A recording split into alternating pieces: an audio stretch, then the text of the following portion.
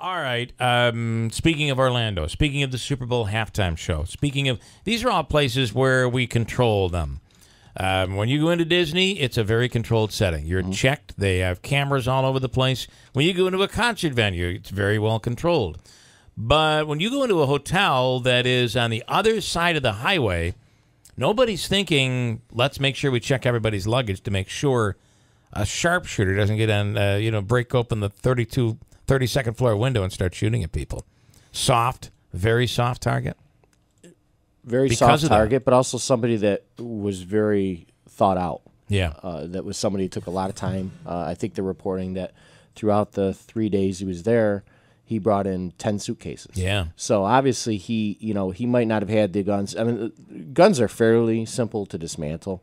So he could have brought them in pieces, longer than, say, 18 inches long, which would fit no problem into suitcases. And people like the brother yesterday saying, and I was watching two different quote-unquote experts. One was saying, yeah, well, I see what the brother's completely baffled here. The other one saying, I don't believe him. I don't believe him. He's got to know something.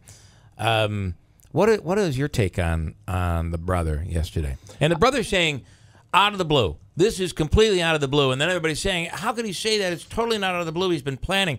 Well, I think what the brother was saying is for him, it was out of the blue. He would never have known this. Do you believe him?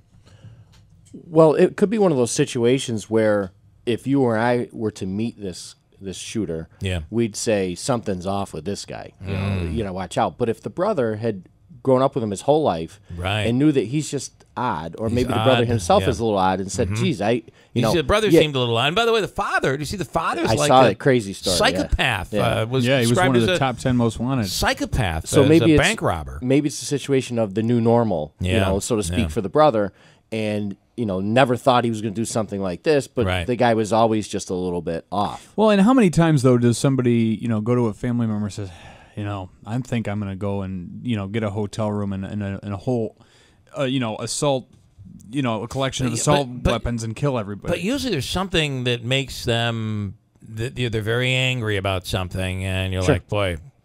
But it doesn't sound I've like always said he was the guy. If everybody was going to do something like this, he was the guy. But nobody's saying it like this. It doesn't sound like they were particularly. I mean, they lived in both, opposite ends of the country. So, they were older gentlemen. They probably had their own lives and families. So the last text message was something like, "How's mom? Were you affected by the flooding?" And yeah. So would he really know if something happened in the last couple of months? Right. I mean, maybe he wouldn't even know. Yeah.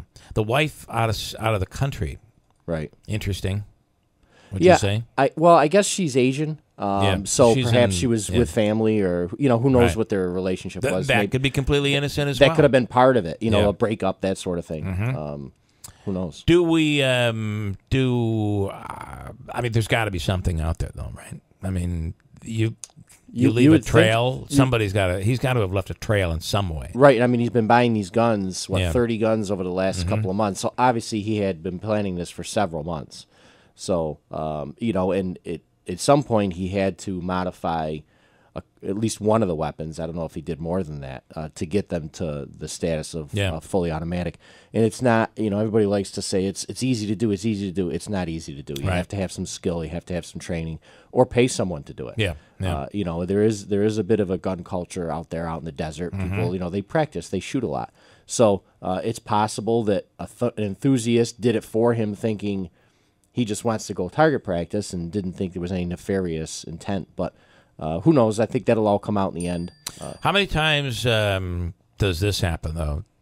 So-and-so, brother Bob dies, and Bob lived alone and was a nice guy, and everything was good until we started going through his things and realizing he was into A, B, and C. I mean, that stuff happens, right? Because people do live private lives. Sure. Things that they don't share with everybody. Right. I mean, is it possible that this is the life that he was living? I mean, it seems like that might be the case. Well, right. And you think about, I sort of had a laugh a little bit that, the news reporter was asking, geez, how many guns did your brother have?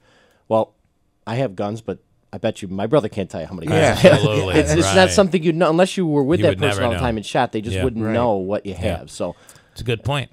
Your take on the way authorities reacted and the way the sheriff, I think, handled the press conference. I thought he was good. He's very good. Yeah. Yeah, he's very good. He obviously, knows his way around a microphone in the media, and to be able to handle it in a tough situation like that. He did a great job, and he was informing people, which, obviously the shooter's dead, so it's not an active scenario in that respect. Right. But you have a lot of people who, and this is unique in the respect that most of these mass shootings that we see across the country, the victims are from an isolated area. Sandy Hook, all kids from there. Orlando, all people from that area. This, because of its venue, Vegas, people from all over the place. Yeah. So you've got phone calls. It's not just a bunch Coming of people from show all up at over the the police world. station. They're coming from all over the world. Yeah. And there's obviously a lot of victims that were shot, not just killed. So you've got all their families who, and probably most of the victims dropped their cell phones at the scene. So immediately people couldn't get in touch with them. So obviously you think the worst, and anybody would. Right. So I think getting, the reunification area to get the families back with the victims as quickly as possible. One of your places of expertise is dealing with the media and dealing with the press conference, and that's one of the things that you specialize in. I felt the lieutenant governor made a very big mistake during a press conference yesterday afternoon. I don't know if anybody was watching this, but he said, I want to just give a shout-out, I think that's the way he said it, to all of our medical people out there and our doctors and physicians and surgeons. They did an amazing job. Now, this is true right up to this point. And then he said, let me just tell you, if you showed up at the hospital and you were alive, you're alive right now. If you showed up at such and such of a hospital, you're alive. And you showed up alive, you're alive. Oh, boy. Then the reporters were like, wait a minute. And he started to walk away, and they're asking, can you clarify that? Where are you getting this statistic from? Is this what the hospital has told you? And he said, well, somebody told me that earlier. If you show up here alive, I think he stepped on it there. Listen, I can tell you from firsthand experience over the years being in investigations that we would get a shooting, and the victim would go to the hospital, and one of those touch and go things, not like a leg wound or something like that, something that was life threatening. You would get information different all the time. Right. And that's one victim in a small city like Utica. Right.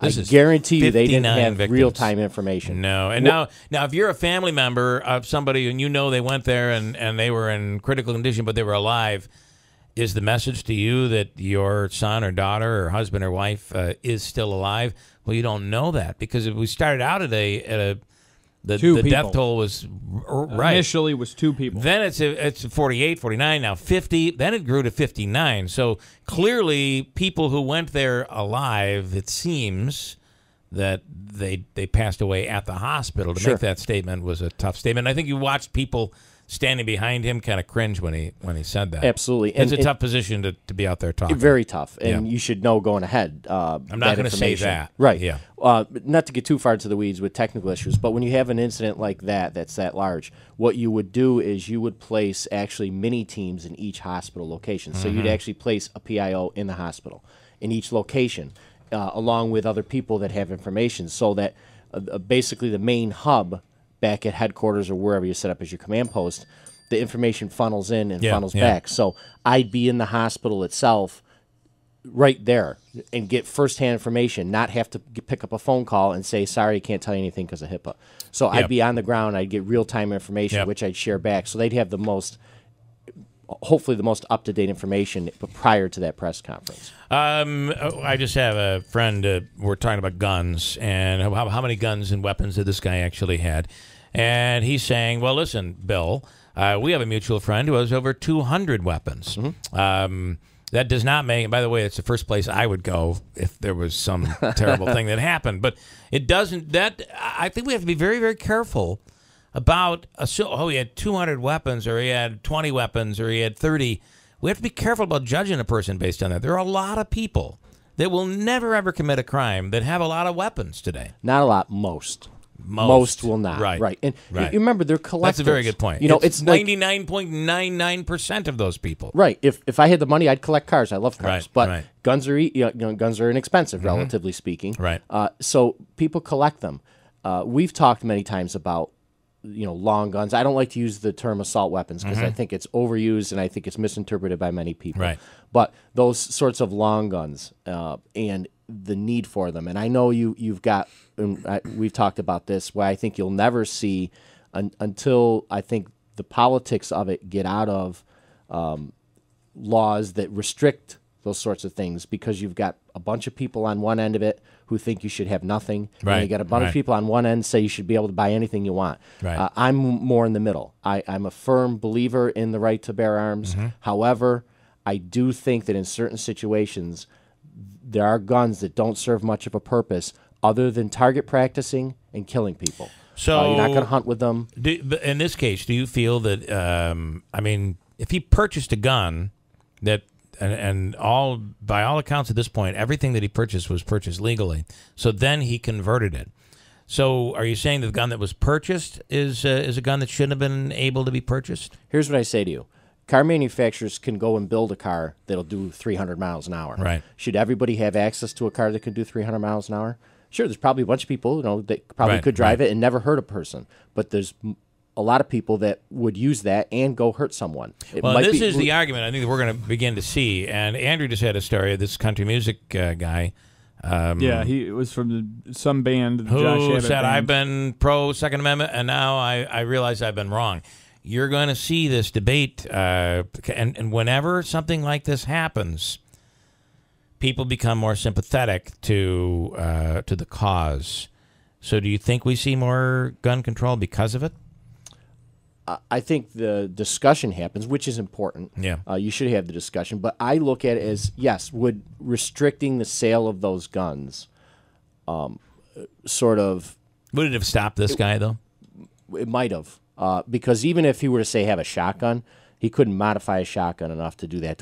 First of all, the distance he'd never be able to probably accurately, even with a slug. Maybe perhaps a slug. You're opening a big can of worms right now. It's huge, and I know, and I get it. And believe me, because I'm always, I think the government should stay out of a lot of business. Yeah. It was written into the Constitution, but that specific thing wasn't written into the Constitution. We'll talk some more about this. Absolutely. Lieutenant Steve Hauck is in studio. I'll break, and we'll hit it on the other side. Hold tight.